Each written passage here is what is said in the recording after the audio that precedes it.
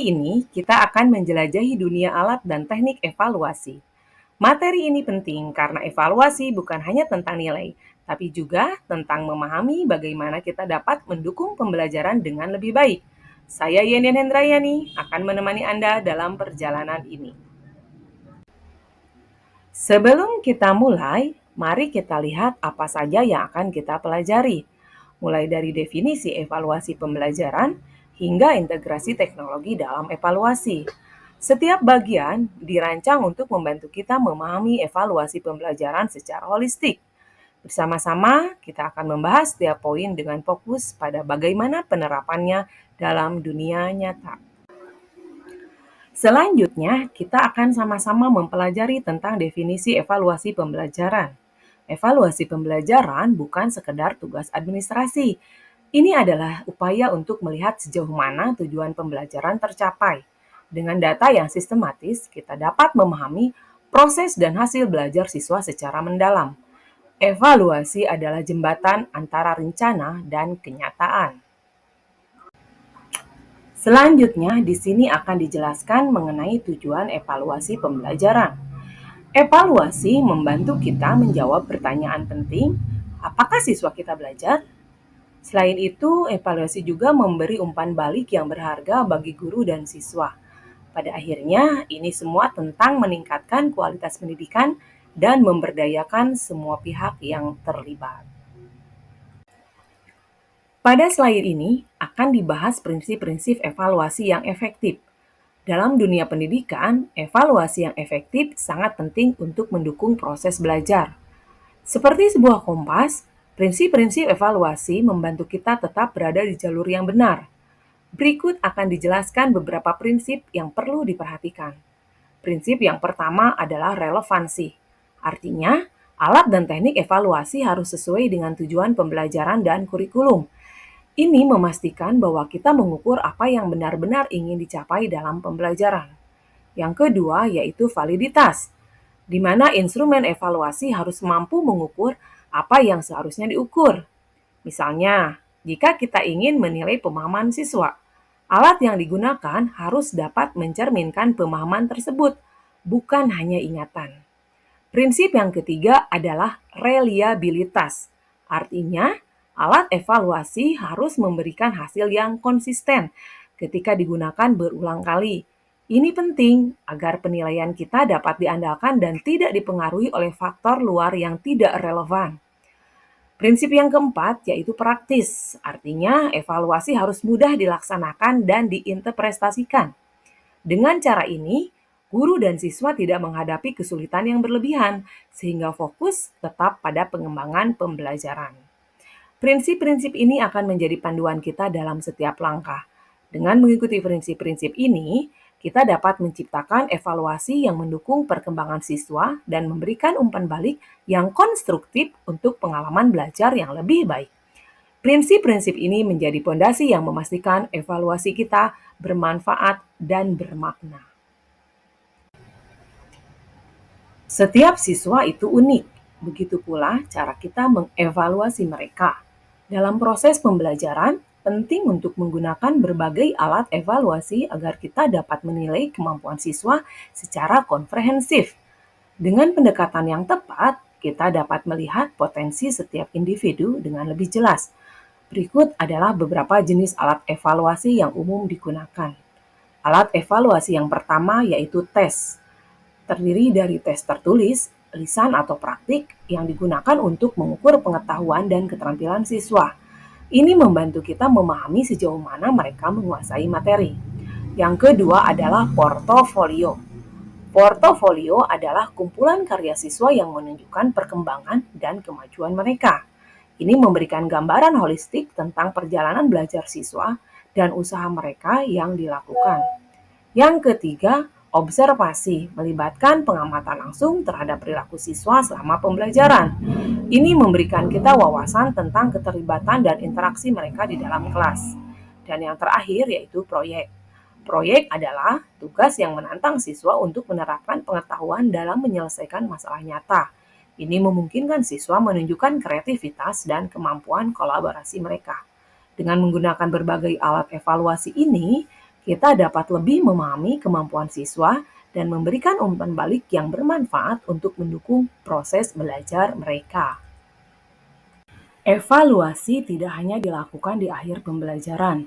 Dalam proses pembelajaran, ada beberapa teknik evaluasi yang penting untuk digunakan agar kita dapat memahami perkembangan siswa dengan lebih baik. Berikut adalah 3 teknik evaluasi yang umum diterapkan. Yang pertama adalah diagnostik. Teknik ini dilakukan di awal pembelajaran untuk mengidentifikasi kekuatan dan kelemahan siswa. Dengan cara ini, kita bisa mengetahui area yang perlu diperkuat sehingga pengajaran dapat disesuaikan dengan kebutuhan siswa. Yang kedua, formatif. Evaluasi formatif dilakukan selama proses pembelajaran untuk memantau perkembangan siswa. Ini memungkinkan guru memberikan umpan balik yang konstruktif, membantu siswa memahami materi dengan lebih baik, dan mendorong mereka mencapai tujuan belajar. Yang ketiga, sumatif. Teknik ini digunakan untuk mengukur pencapaian belajar siswa di akhir periode. Hasil evaluasi sumatif sering digunakan untuk menentukan nilai akhir, sehingga kita bisa menilai sejauh mana siswa telah memahami materi. Dengan menerapkan ketiga teknik evaluasi ini, kita dapat menciptakan proses pembelajaran yang lebih terarah dan efektif, serta memberikan dukungan yang tepat bagi siswa dalam mencapai keberhasilan akademis mereka. Menyusun instrumen evaluasi seperti merancang jembatan. Kita harus memastikan jembatan ini kokoh dan sesuai tujuan, sehingga dapat membawa siswa melewati tantangan pembelajaran dengan aman dan efektif. Dalam menyusun instrumen evaluasi, ada beberapa langkah penting yang perlu diikuti, yaitu yang pertama, menentukan tujuan. Tentukan tujuan dan aspek yang ingin diukur. Ini membantu kita fokus pada apa yang ingin dicapai dalam proses pembelajaran. Yang kedua, bentuk. Pilihlah bentuk instrumen yang sesuai dengan tujuan dan aspek yang diukur. Misalnya, apakah kita akan menggunakan tes, portofolio, atau observasi. Yang ketiga, kriteria. Tetapkan kriteria penilaian yang jelas dan objektif. Kriteria ini akan membantu kita menilai hasil dengan adil dan konsisten. Yang terakhir, yaitu yang keempat, adalah waktu. Tentukan waktu yang tepat untuk melakukan evaluasi. Memilih waktu yang sesuai akan memastikan bahwa siswa siap dan dapat memberikan yang terbaik. Dengan mengikuti langkah-langkah ini, kita dapat menyusun instrumen evaluasi yang efektif dan mendukung proses belajar siswa dengan lebih baik. Dalam era digital ini, teknologi adalah sekutu kita. Integrasi teknologi dalam proses evaluasi sangat penting untuk meningkatkan efektivitas dan efisiensi. Berikut adalah 3 cara utama untuk memanfaatkannya. Yang pertama, ada platform digital. Manfaatkan platform digital untuk membuat soal, mengelola data, dan memberikan umpan balik. Ini memudahkan guru dalam menyusun evaluasi dan memantau perkembangan siswa. Yang kedua, evaluasi online. Gunakan evaluasi online untuk meningkatkan efisiensi dan interaktivitas. Dengan cara ini, siswa dapat mengakses evaluasi kapan saja dan di mana saja, membuat proses belajar lebih fleksibel.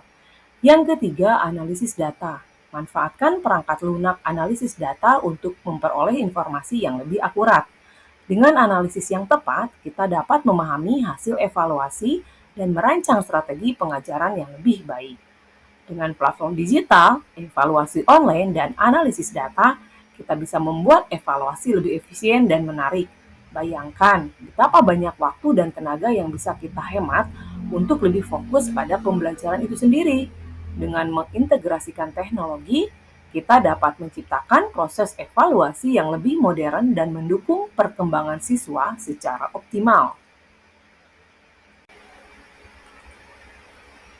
Evaluasi bukan hanya soal angka, tetapi juga soal keadilan. Penting bagi kita untuk menjaga objektivitas, memberikan kesempatan yang sama, dan melindungi privasi siswa yang merupakan etika dalam pelaksanaan evaluasi. Berikut penjelasan mengenai prinsip etika yang harus diperhatikan dalam pelaksanaan evaluasi. Yang pertama, objektivitas. Penting untuk menghindari bias dan penilaian subjektif.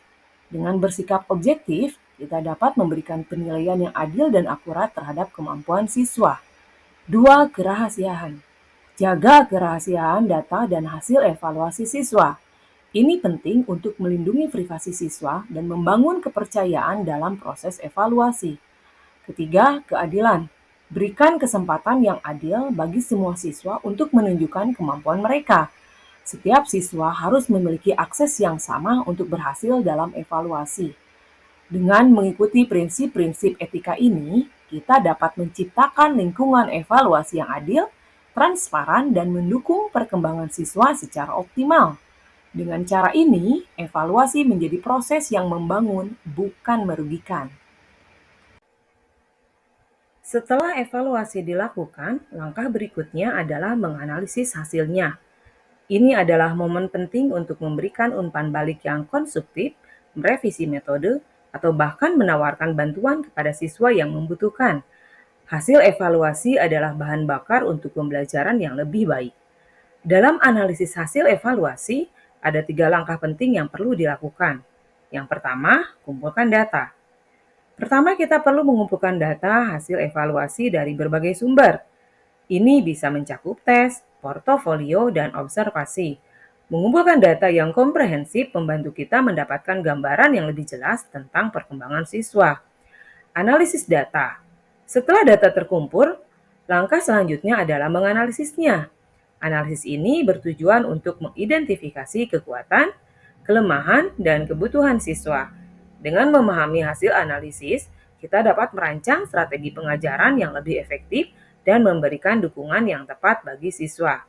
Terakhir, lakukan interpretasi hasil untuk memahami makna dan implikasi bagi pembelajaran. Ini membantu kita menentukan langkah selanjutnya dalam mendukung siswa.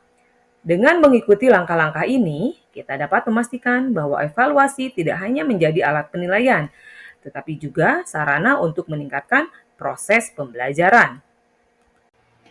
Hasil evaluasi memiliki peran penting dalam meningkatkan proses pembelajaran. Ada 3 cara utama untuk memanfaatkannya. Yang pertama, umpan balik. Berikan umpan balik yang konstruktif kepada siswa. Umpan balik ini membantu mereka memahami kekuatan dan area yang perlu diperbaiki sehingga mereka dapat belajar dengan lebih efektif. 2. Revisi. Gunakan hasil evaluasi untuk merevisi metode pembelajaran. Jika ada aspek yang tidak berjalan dengan baik, kita bisa menyesuaikan pendekatan kita agar lebih sesuai dengan kebutuhan siswa. Ketiga, pemulihan. Lakukan program pemulihan bagi siswa yang belum mencapai kompetensi. Ini memberikan kesempatan bagi mereka untuk memperbaiki pemahaman dan keterampilan yang diperlukan. Dengan memanfaatkan hasil evaluasi secara efektif, kita dapat menciptakan lingkungan belajar yang lebih baik dan mendukung semua siswa dalam mencapai keberhasilan. Sampailah kita pada penghujung materi ini. Bagian ini membahas simpulan materi tentang alat dan teknik evaluasi. Evaluasi pembelajaran adalah proses sistematis untuk menilai keberhasilan siswa, memberikan umpan balik, dan meningkatkan pembelajaran menurut Creswell 2014. Prinsip relevansi, validitas, reliabilitas, dan kepraktisan mendasari evaluasi yang efektif dengan alat seperti tes, portofolio, dan observasi. Evaluasi formatif memantau kemajuan siswa, sementara evaluasi sumatif menilai pencapaian akhir. Hasil evaluasi digunakan untuk revisi metode pembelajaran dan dukungan siswa. Dengan integrasi teknologi, meningkatkan efisiensi dan keakuratan, menurut Palinkas et al. 2015. Etika evaluasi, seperti menjaga objektivitas dan keadilan, tetap menjadi prioritas dalam proses ini sesuai amanat Undang-Undang Republik Indonesia Nomor 20 Tahun 2003. Saat kita menutup pembahasan ini, mari kita ingat bahwa evaluasi adalah bagian tak terpisahkan dari pembelajaran. Dengan prinsip yang kokoh, alat yang tepat, dan etika yang kuat, kita dapat menciptakan sistem evaluasi yang mendukung kesuksesan semua siswa. Bersama, mari kita terus belajar dan berkembang. Terima kasih telah meluangkan waktu untuk mengikuti presentasi ini. Semoga informasi yang disampaikan dapat memberikan wawasan baru tentang pentingnya memahami alat dan teknik evaluasi. Jika ada pertanyaan atau diskusi lebih lanjut, jangan ragu untuk menghubungi saya. Mari kita sama-sama membangun masa depan pendidikan yang lebih baik. Jangan lupa like dan subscribe channel ini agar saya lebih bersemangat membuat video-video yang bermanfaat lainnya. Sampai jumpa!